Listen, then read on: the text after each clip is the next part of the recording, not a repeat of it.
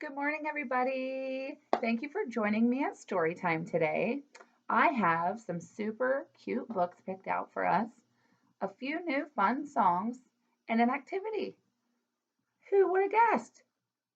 Well, this first book I have is actually a really fun book on dinosaurs and counting. How many of you guys are good at counting? You are? Well, great. You can help me in this book then. This book is called Oneosaurus Twosaurus, and it was written by Kim Norman and illustrated by Pierre Colette Derby. One misty morning, long before the world was tame, some prehistoric pals set out to play a counting game. Oneosaurus, Twosaurus,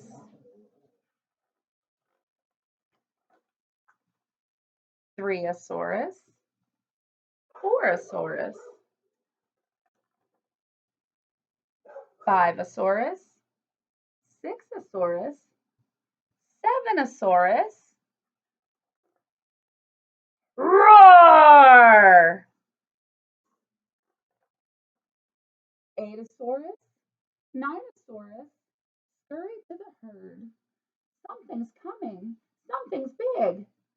Shh! No one say a word. Rumble, rattle, quick skedaddle. Raptor in the lead. Ready or not, here I come. Dinosaur stampede. Everybody's quiet now. 1, 2, 3. Tuck your tails and your necks. 4, 5, 6. Closer and closer. 7, 8, 9. It's time to split up. 1, 2, 3, 4, 5, 6, 7, 8, 9. It's Tyrannosaurus Rex. He looks gigantic. Pomposaurus Stomposaurus. Sniffle, snuffle, sneak. Stomp, stomp, stomp. Ready? Here he is, the mighty 10, king of hide and seek. Roar! They were scared of 10. Tenosaurus. One by one, they found a saurus, even clever 4. It's time to play a different game, like Simon Says the Saurus. The end. They were just playing hide and seek. They weren't scared of 10. They just didn't want to get found. So, a fun game that you guys could play today would be hide and seek and Simon Says. And if you guys visit me tomorrow at the library for outside story time, those are 2 games that we're going to play. For now, let's go ahead and just sing a song. So, we're going to sing 1, 2, Buckle My Shoe. And when we hit 10, we'll do it all over again. And then when we hit 10 again, we'll say Big Fat Hen. Can you guys say Big Fat Hen with me? Big Fat Hen. Good job. All right, so it goes 1, 2, buckle my shoe. 3, 4, shut the door. 5, 6, pick up sticks. 7, 8, lay them straight. 9, 10, let's do it again. 1, 2, buckle my shoe. 3, 4, shut the door. 5, 6, pick up sticks. 7, 8, lay them straight. 9, 10, Big Fat Hen. Good job. You guys are so wonderful at learning new songs. You must really be smart. Well, this next book I have for you guys is called Summer Song. And I picked this book because, as you can tell, the days are getting warmer, the sun is staying out longer, and the grass is getting greener. Summer is on its way. So Summer Song, written by Kevin Henkes and illustrated by Lauren Dronzak.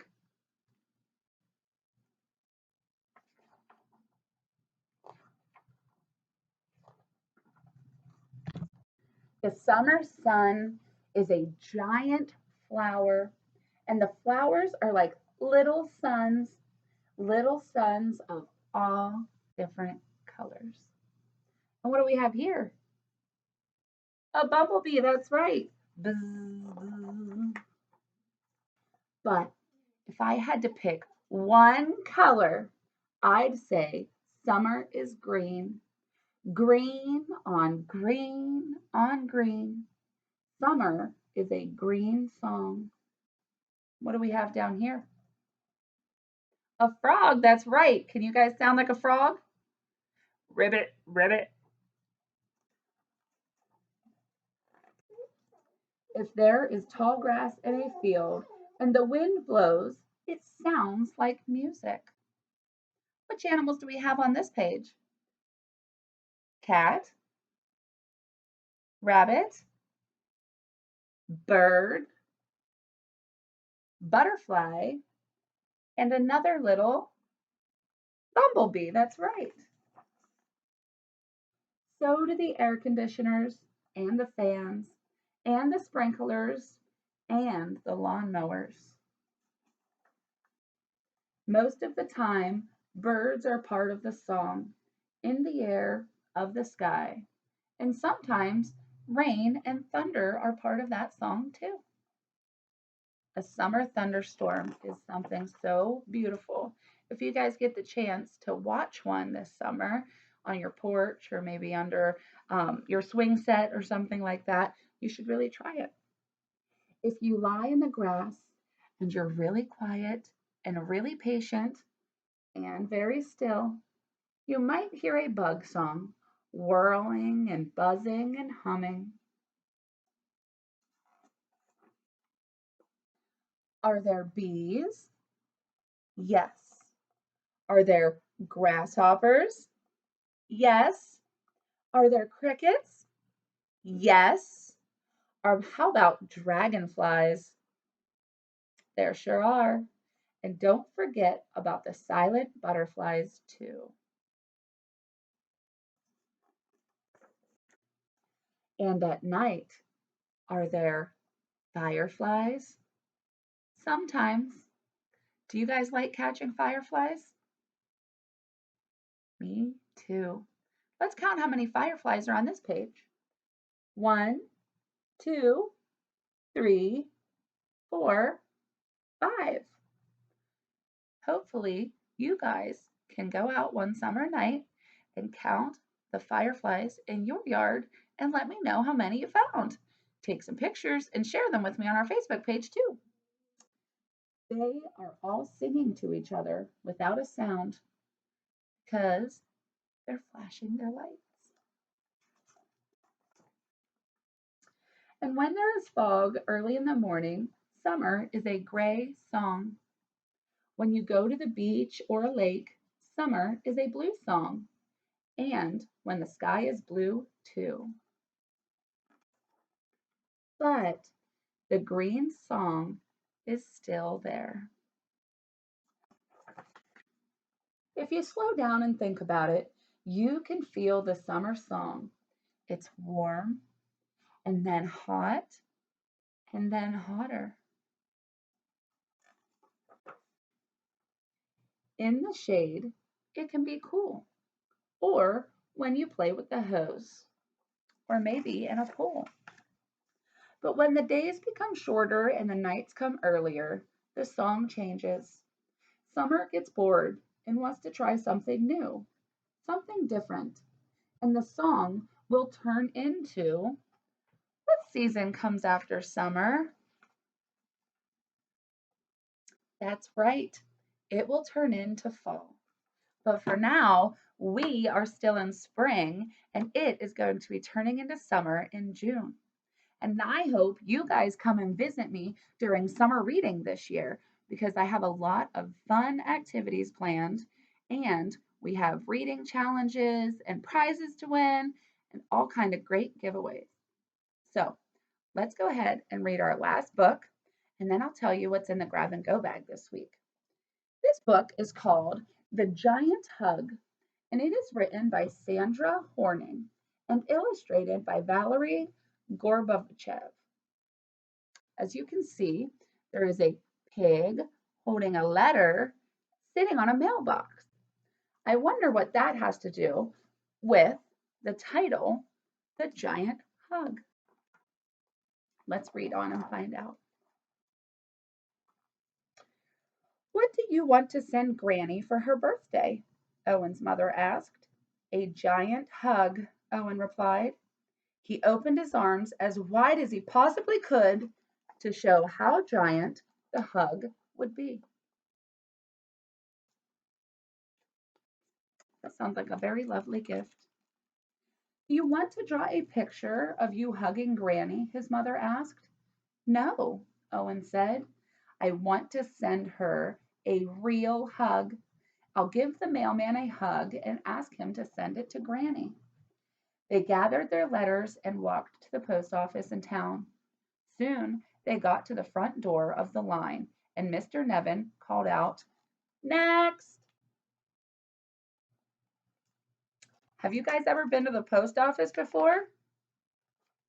It works that way there too, and it's super fun. We should go on a field trip to the post office. Well, back to the story. I want to mail a hug for my granny. Will you please send it? Owen asked in his most polite voice. Well, we don't normally send hugs, but I suppose we could give it a try, Mr. Nevin said. Owen's mother wrote down Granny's address for Mr. Nevin. Owen walked behind the counter, opened his arms as wide as he possibly could, and gave Mr. Nevin a giant hug. Please make the hug just as giant when you pass it to the mailman, Owen says.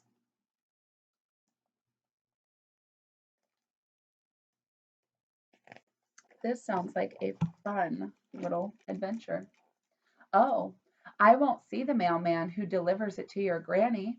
I give the mail to Miss Potter, who sorts it and puts it on a truck to the big city. After that, it's put on a plane and flown across the country, Mr. Nevin said.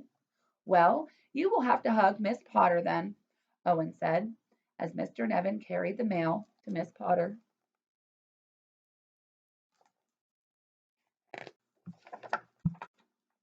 Mr. Nevin looked down awkwardly at Miss Potter as he handed her the mail and the address of Owen's granny. He blushed and he mumbled, and, here's the hug. Mr. Nevin opened his arms as wide as he possibly could and gave Miss Porter a giant hug. Hugs are so great, aren't they? Miss Porter smiled as she sorted the mail. Just then the driver came to collect the mail bound for the big city. As the driver lifted the last heavy bag of mail, Miss Potter said, Leroy, one more thing. Someone is sending a hug to his granny. Here is the address, and here is the hug. Miss Potter opened her arms as wide as she possibly could and gave Leroy a giant hug. Leroy laughed and said, Now that's a piece of mail you don't see too often. Leroy whistled on the way to the big city. After unloading the mail, he checked the schedule to see who was driving the mail to the airport. It read James. Leroy found James in the break room eating his morning snack. Hi, James. I know this seems a little odd, but a hug is being sent through the mail to someone's granny, and this is her address, Leroy said. Leroy opened his arms as wide as he possibly could and gave James a big, giant hug. James cringed. He was not the hugging type, but he would do his job. Later that afternoon, James arrived at the airport. He asked a mail handler when the mail was being loaded onto the plane. That mail was taken to the plane a few minutes ago, the mail handler said. Well, James rushed to the plane where Captain Johnson was getting ready to board. Captain, a kid is sending a hug through the mail to his granny. Here's the address, and here's the hug, James said with a grimace. James opened his arms as wide as he possibly could and gave Captain Johnson a giant hug. Now, isn't that a grand way to start the day? Captain Johnson bellowed. Well, he's a fan of hugs, too. That's okay. Sometimes people don't like hugs, but most of the time, just that kindness gesture is something that really makes people smile and does really give them a good day. When the plane landed, Captain Johnson walked to the airport post office. He saw Amanda standing next to a mail truck, looking sad. Hello, are you driving the truck to the city? Captain Johnson asked, and Amanda nodded glumly. A hug is being sent through the mail, Captain Johnson announced.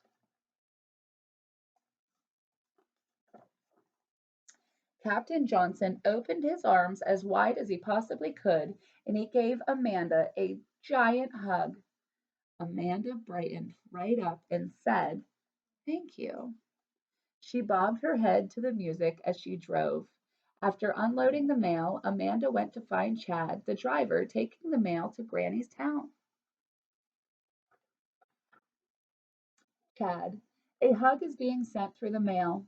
Here's the address, and, well, here's the hug, Amanda said as her face turned red. Amanda opened her arms as wide as she possibly could and gave Chad a giant hug. Chad chuckled and said, Finally, do you want to go dancing tonight? I'd love to, Amanda exclaimed. Chad kicked up his heels and hopped into his truck.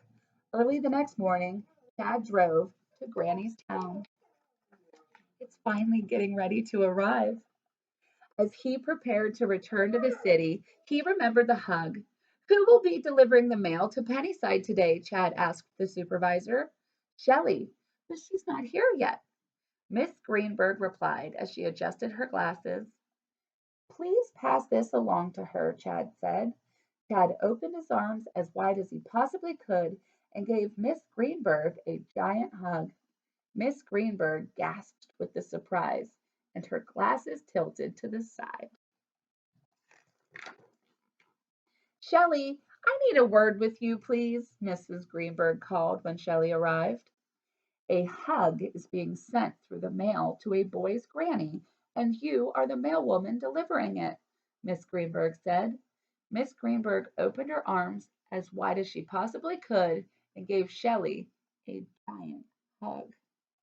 Wow, this hug has been passed through so many people that handle the mail.